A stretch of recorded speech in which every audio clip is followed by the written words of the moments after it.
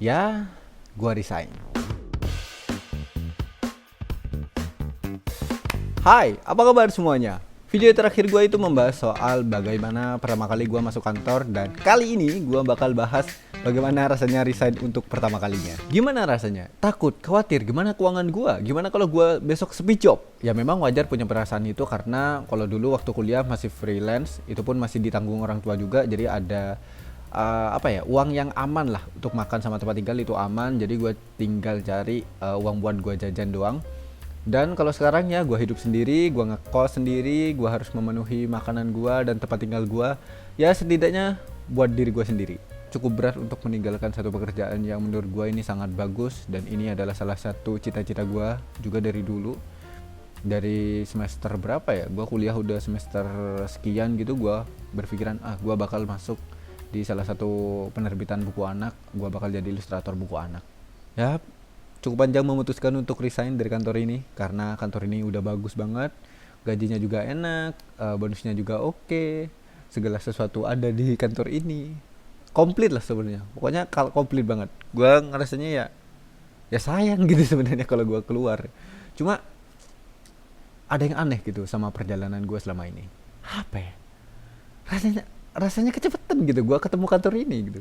Harusnya gue ketemu kantor ini itu waktu gue udah nikah atau gue udah punya anak gitu, dimana ambisi gue udah kecil, gue udah gak punya rasa penasaran yang tinggi, dan ya udah fokus dari uang doang buat keluarga. Seharusnya waktu itu, tapi ya karena kemarin rezekinya di sini, ya udah gue ambil aja gitu, ambil aja yang ada. Ternyata ya langsung dapet yang enak gitu. Seberapa enak kantor ini gua bakal jelasin, gua udah tulis di sini banyak banget, jadi gua bakal sambil baca di sini ya, meskipun sambil improv dikit lah. Cuma karena gua gak pengen ada yang kelewat, ya pakai catatan aja lebih baik. Yang pertama, masuk kerja hari Senin sampai Jumat jam 7.30 sampai 16.30, itu bisa ditempuh sekitar 15 menit sampai 20 menit dari kos gua.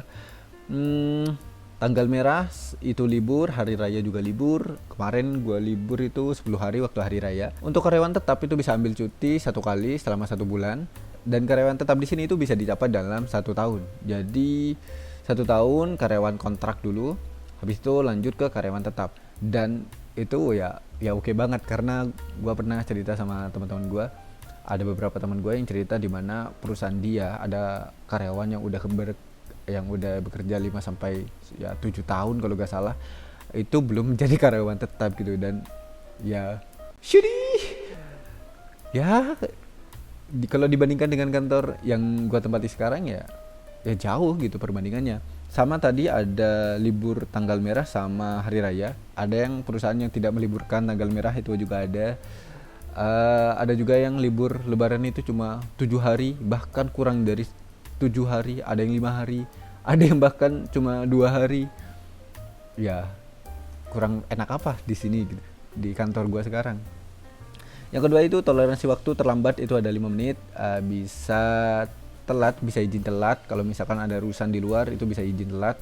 Dan kalau lebih dari 1 jam, ganti jam di waktu hari libur ataupun hari setelah pulang kerja gitu. Jadi kalau misalkan gue dulu pernah ngurusi ATM, karena ATM gue bermasalah, gue harus ke bank pagi-pagi, ya gue harus gue izin, udah gue tinggal ganti di jam pulang kerja. Atau kalau misalkan setengah hari, gue pernah gak ya libur setengah hari? Kayaknya gak pernah deh. Jadi kalau misalkan ada karyawan yang libur atau masuknya itu setengah hari, jadi bisa diganti di hari libur. Jadi misalkan masuknya jam 12 siang, nah bisa diganti di hari libur, atau di setelah pulang kerja juga bisa. Biasanya kebanyakan karyawan itu mengganti di hari libur, misalkan hari Sabtu itu masuk dari pagi sampai jam 12 kayak gitu, misalkan setengah hari lah pokoknya. Di kantor itu kerjanya santai, boleh sambil dengerin musik asal pakai headset juga, bisa sambil nyemil, makanan bisa beli di kantin. Jadi di sini juga ada kantin kejujuran, bisa makan mie di kantin juga kalau lapar, dan itu pun gratis. Kopi dan teh juga gratis. Kalau gak enak badan juga ada obat di office, gua udah pernah jelasin juga di video gua sebelumnya. Jadi bisa, kalau misalnya gue dulu pernah pusing sekali karena gue harus tetap di kantor dan gak bisa pulang. Jadi gue harus minum obat, 1 obat. Berat sekali meminum obat. Dan setiap hari Selasa, Rabu, Jumat kita dapat jatah makan siang, menunya juga beda-beda. Bisa nambah juga karena kalau mbak-mbak itu biasanya makannya sedikit atau lauknya juga kebanyakan buat mbak-mbak. Jadi untuk para penyerang seperti gua juga, kaum-kaum dari dinosaurus makannya banyak, jadi bisa nambah. Kalau lagi syukuran atau ulang tahun kantor tuh biasanya makan-makan di depan. Di depan kantor biasanya disediakan makanan banyak gitu, jadi kita bisa menyerang makanan-makanan enak. Setiap hari Rabu itu ada kegiatan senam, Jumat itu ada kajian atau tahsin juga, dan setiap kegiatan itu pasti ada sarapan bubur dan jajanan pasar kayak gitu. Gua sebagai ilustrator itu ada uang lembur, itu pun kalau gak salah beda jam atau semakin malam jamnya itu kayaknya semakin beda juga harganya, tapi gua gak pernah ngitung berapa lebihnya. Bisa bawa pulang kerjaan juga, jadi kalau harian itu bisa dihitung freelance di rumah. Itu kalau pakai alat sendiri juga beda, kalau lembur di kantor juga beda. Kebetulan manajer gue itu memperbolehkan karyawan untuk membawa pulang kerjaan, untuk desainer ya terutama, biar kerjanya juga lebih cepat. Nanti di rumah dapat gambar berapa itu nanti dihitung, nanti ada di gaji juga, masuk di gaji. Kalau freelance juga ada di sini kalau misalkan mau menerbitkan buku cerita dan ceritanya itu banyak. Kalau misalkan waktunya itu gak cukup, jadi ilustrator boleh bawa pulang satu tema dan itu dihitungnya freelance. Ya meskipun kadang harganya di bawah rata-rata, tapi gue berusaha untuk menggarap dengan serius. Jadi misalkan harga ilustrasinya harusnya ini contoh. Kalau misalkan harga ilustrasinya gue harus garap dengan harga 150.000, tapi gue garap di harga 200.000, 300.000, itu gak masalah. Karena menurut gua juga butuh portofolio gua juga masih sedikit, gua butuh gambar yang banyak banget. Ya semoga membuahkan hasil yang baik gitu dengan gua melakukan seperti itu gitu. Gua cukup niat untuk menggarap kerjaan di kantor ini. Ya lumayan. Ada bonus juga setiap bulannya, tergantung penjualan juga. Paling tinggi gua dapat itu hampir 1 kali gaji. Kalau nggak salah itu hampir 1 kali gaji. THR itu juga ada. Seingat gua berapa ya? 1 kali gaji atau setengah gaji ya, gue lupa. Pokoknya ada juga di bonus akhir tahun kayak sekarang Desember itu pasti dapat bonus, nanti pastinya ada. Kalau tahun lalu itu pakai undian, gue dapat kipas angin, dan kipas angin itu gue jual langsung ke karyawan kantor ini juga karena dia juga lebih membutuhkan. Di kos gue juga udah ada kipas angin, jadi uangnya bisa buat tambah-tambah gue beli sepatu roda. Ya lumayan. Itu yang barang ya. Beda lagi bonus akhir tahun yang bentuknya uang, itu juga beda lagi. Mantap lah pokoknya. Desainer dan penulis dapat jatah buku yang kita buat sendiri.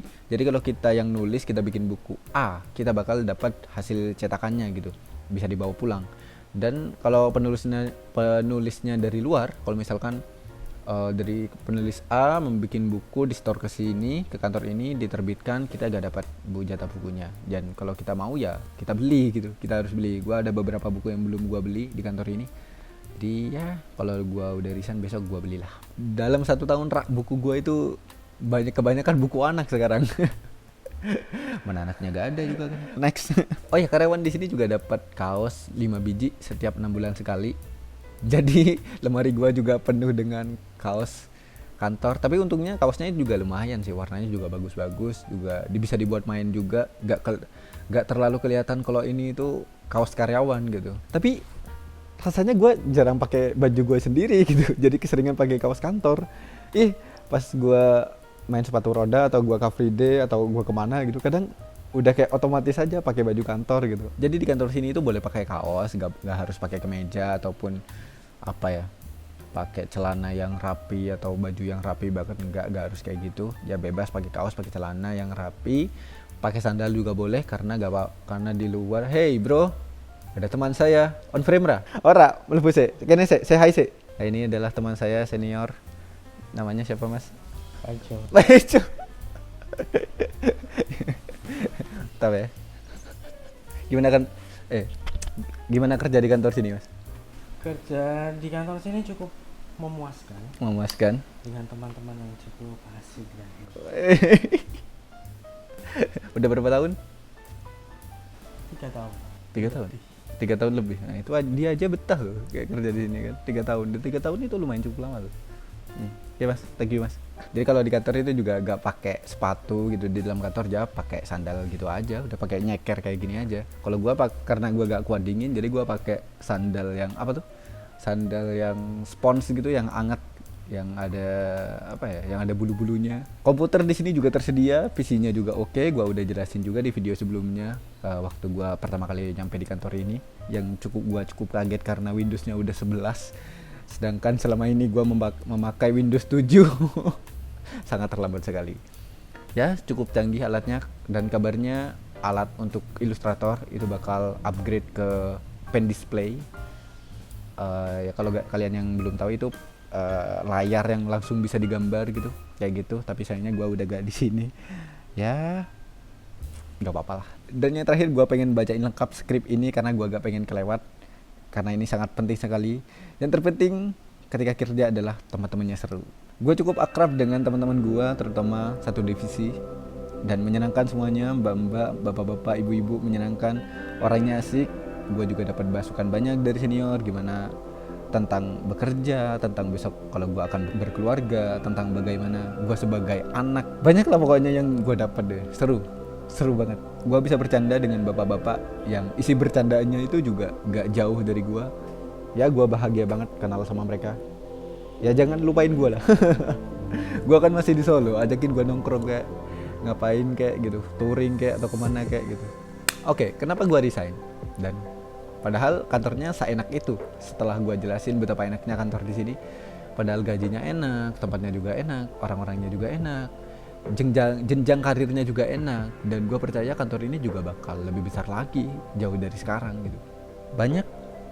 Banyak teman-teman gue, termasuk ibu gue sendiri, yang bilang ya ngapain resign gitu. Kerjanya udah enak kan, ya di situ aja. Tapi gue merasa ada yang aneh gitu. Apa ya, ada yang ganjel gitu. Ya bukan berarti gue gak bersyukur gue mendapatkan pekerjaan seenak ini, cuma aneh gitu.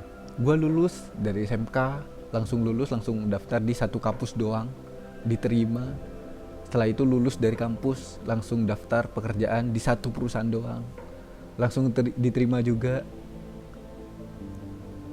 Ya mungkin itu adalah salah satu buah yang gue dapat dari gue berproses selama ini. Cuma apa ya,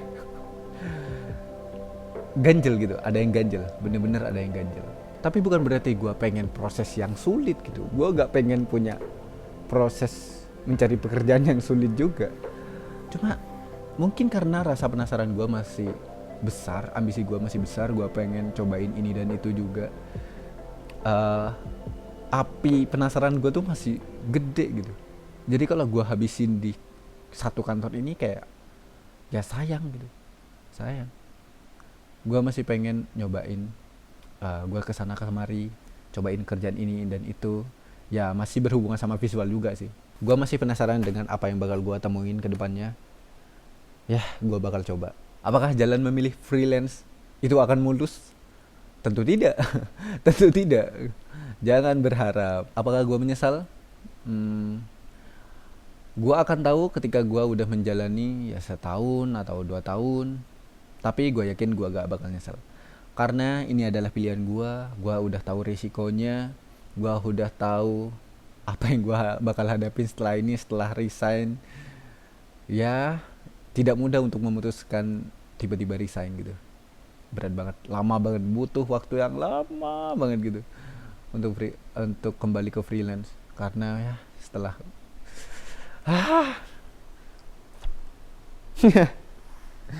gue tahu ini akan sulit, tapi gue akan menyesal kalau gue gak pernah nyobain. Gue akan coba. Apa rencana gue setelah resign? Gak ada. Ya gue mau pulang dulu ke rumah, liburan dulu di kampung kan, santai-santai dulu. Habis itu gak tahu juga, ikuti alurnya aja. Dulu gue orang yang selalu merencanakan sesuatu gitu.